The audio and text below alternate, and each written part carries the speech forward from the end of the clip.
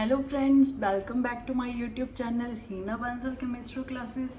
आज हम पढ़ रहे हैं केमिकल बॉन्डिंग का एक नया टॉपिक मॉलिक्यूलर ऑर्बिटल थ्योरी, जिसका हमने लास्ट लेक्चर में इंट्रोडक्शन करी थी कि मॉलिक्यूलर ऑर्बिटल थ्योरी हम क्यों पढ़ रहे हैं और इसमें हम क्या क्या पढ़ेंगे। ठीक है, वो सारा कुछ हमने लास्ट लेक्चर में डिस्कस कर लिया था। और अगर आप मेरे चैनल पे पहली बार आए हो तो प्लीज़ चैनल को सब्सक्राइब ज़रूर कीजिएगा।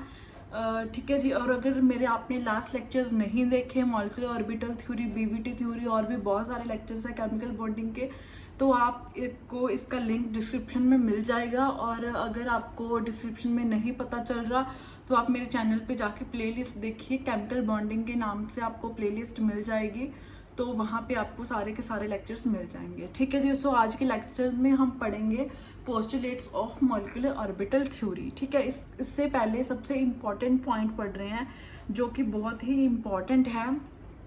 Molecular orbital theory don't explain the formation of a molecule but if only explains the behaviour of molecule. ये पॉइंट बहुत ही ज़्यादा इम्पॉर्टेंट है कि मॉलिक्यूलर ऑर्बिटल थ्योरी हमें ये एक्सप्लेन नहीं करती कि मॉलिक्यूल की फॉर्मेशन कैसे होती है, बट ये यहाँ पे सिर्फ ये एक्सप्लेन करती है कि मॉलिक्यूल का बिहेवियर कैसा है जब उसकी फॉर्मेशन हो जाती है उसके बाद। अब फॉर्मेशन कैसे होती है? जब दो एटॉमिक ऑर्बिटल्स मिलते हैं तो दो मॉलिक्यूलर ऑर्बिटल्स बनते हैं। ठीक है जी। तो जब उसकी फॉर्मेशन हो जाती है उसके बाद मॉलिक्यूलर ऑर्बिटल थ्योरी हमें एक्सप्लेन करती है उस मॉलिक्यूल का बिहेवियर कैसा है। बिहेवियर इट मीन्स कि उसकी बॉन्ड लेंथ कितनी है, उसका बॉन्ड ऑर्डर कितना है, वो डायमैग्नेटिक इफेक्ट देगा या पैरामैग्नेटिक इफेक्ट देगा, उसकी स्टेबिलिटी कितनी होगी, ये सारा कुछ हमें कौन बताएगा?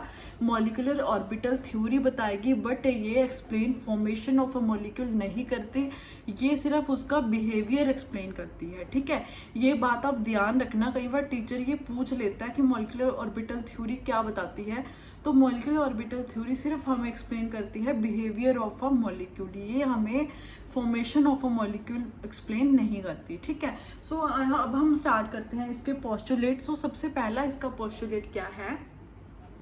atomic orbitals combine to form a new orbitals known as a molecular orbital। ठीक है, इसमें देखिए, इसमें मैंने आपको क्या बताया है कि जो एटॉमिक ऑर्बिटल्स होते हैं जब वो कंबाइन करते हैं तो वहाँ पे न्यू ऑर्बिटल्स फॉर्म होते हैं। ठीक है, उसको हम जब न्यू ऑर्बिटल्स फॉर्म होते हैं तो उसको हम क्या बोलते हैं? Molecular orbitals. ये मैं आपको एक एग्जांपल देके भी समझाती हूँ। यहाँ पे देखिए आप एग्जांपल,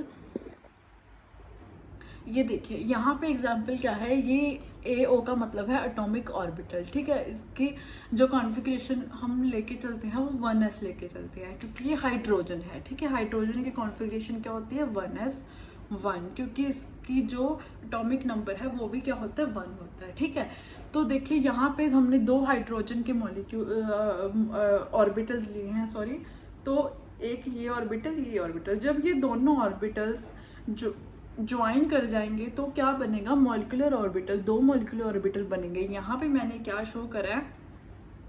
यहाँ पे मैंने कि इकट्ठे शो कर दिए, बट इकट्ठे हम बैलेंस बॉन्ड थ्योरी में शो करते हैं।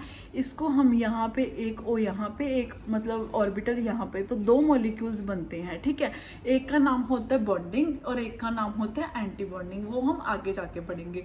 सो यहाँ पे सिर्फ हम इतना ही पढ़ेंगे, जब दो एटॉमिक ऑर्बिटल्स कंबाइन करते हैं तो वहाँ पे मॉलिक्यूलर ऑर्बिटल की फॉर्मेशन होती है। ठीक है, एटॉमिक ऑर्बिटल जब फॉर्म करता है तो मॉलिक्यूलर ऑर्बिटल की फॉर्मेशन होती है। नाउ इसका सेकंड पोस्टुलेट आता है।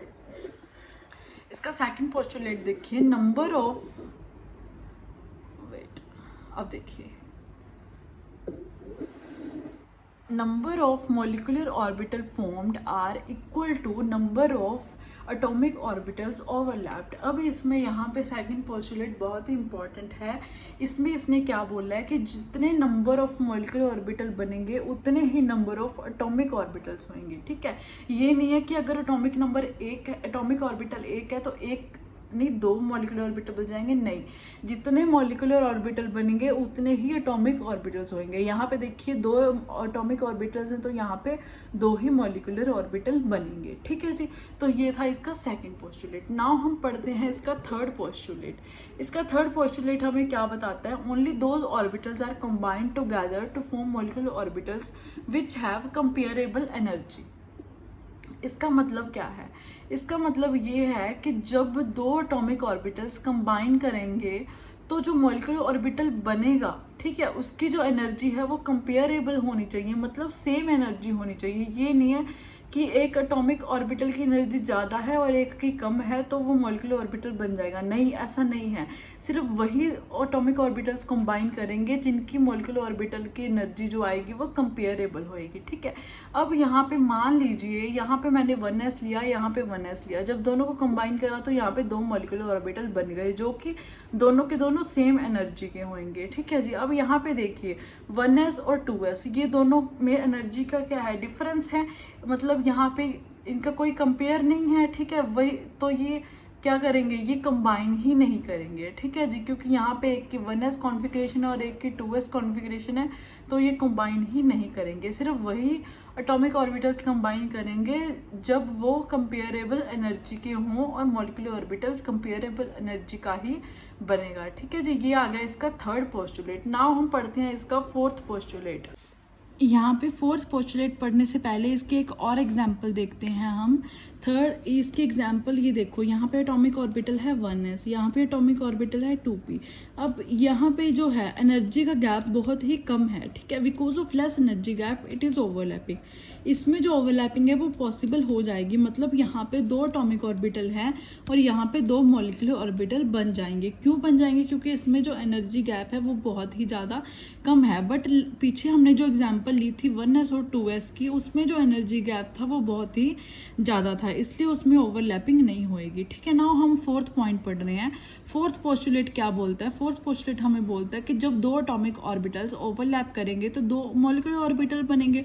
अब उन 2 मॉलिक्यूलर ऑर्बिटल्स का क्या नाम होएगा? एक का नाम होएगा बॉन्डिंग मॉलिक्यूलर ऑर्बिटल और एक का नाम होएगा एंटी बॉन्डिंग मॉलिक्यूलर ऑर्बिटल। ठीक है, ये इसके नेम्स होंगे जो कि आगे जब हम ऑर्बिटल डायग्राम पढ़ेंगे, मॉलिक्यूलर ऑर्बिटल डायग्राम, उसमें आपको ज़्यादा समझ में आएगा। ठीक है, अब ये देखिए एटॉमिक ऑर्बिटल एटॉमिक ऑर्बिटल जब ये दोनों मिलेंगे तो क्या बनेगा? एक बॉन्डिंग बनेगा और एक एंटी बॉन्डिंग बनेगा।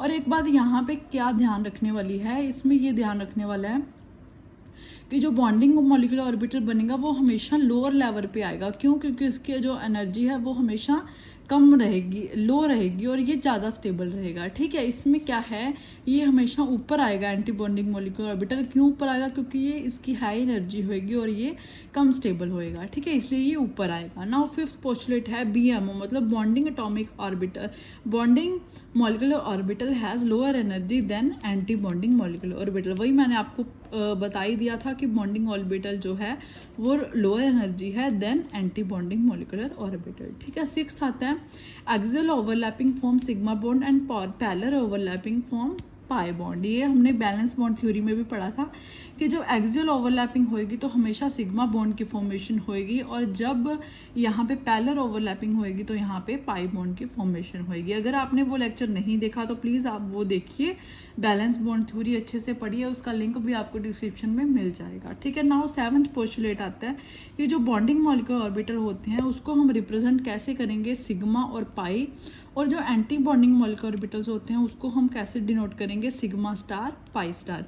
ये सारी बातें आप ध्यान रखना क्योंकि नेक्स्ट लेक्चर में जब हम पढ़ेंगे इसकी एनर्जी लेवल डायग्राम तो सारी नोटेशंस ही आएंगी, तो मैं बार बार वहाँ पे रिपीट नहीं करूँगी। इसलिए मैं आपको ये लेक्चर में बता रही हूँ कि जब हम बॉन्डिंग की बात करेंगे, बॉन्डिंग मॉलिक्यूलर ऑर्बिटल की, तो वो नीचे की तरफ आएंगे, एंटी बॉन्डिंग ऊपर की तरफ आएंगे। इसमें 2 तरह के बॉन्ड बनेंगे, सिग्मा बॉन्ड और पाई बॉन्ड। सिग्मा को हम डिनोट करेंगे बॉन्ड मॉलिक्यूलर ऑर्बिटल और सिग्मा स्टार और पाई स्टार वाले को क्या डिनोट करेगा? Anti bonding molecular orbitals. ठीक है, तो ये थे इसके पोस्टुलेट्स जो कि आप बहुत ध्यान से पढ़ना। ठीक है जी, नाउ नेक्स्ट लेक्चर में हम पढ़ेंगे कॉन्फ़िगरेशन मॉलिक्यूल्स की कैसे लिखी जाती है और इसके एनर्जी लेवल डायग्राम। ठीक है जी, थैंक यू सो मच।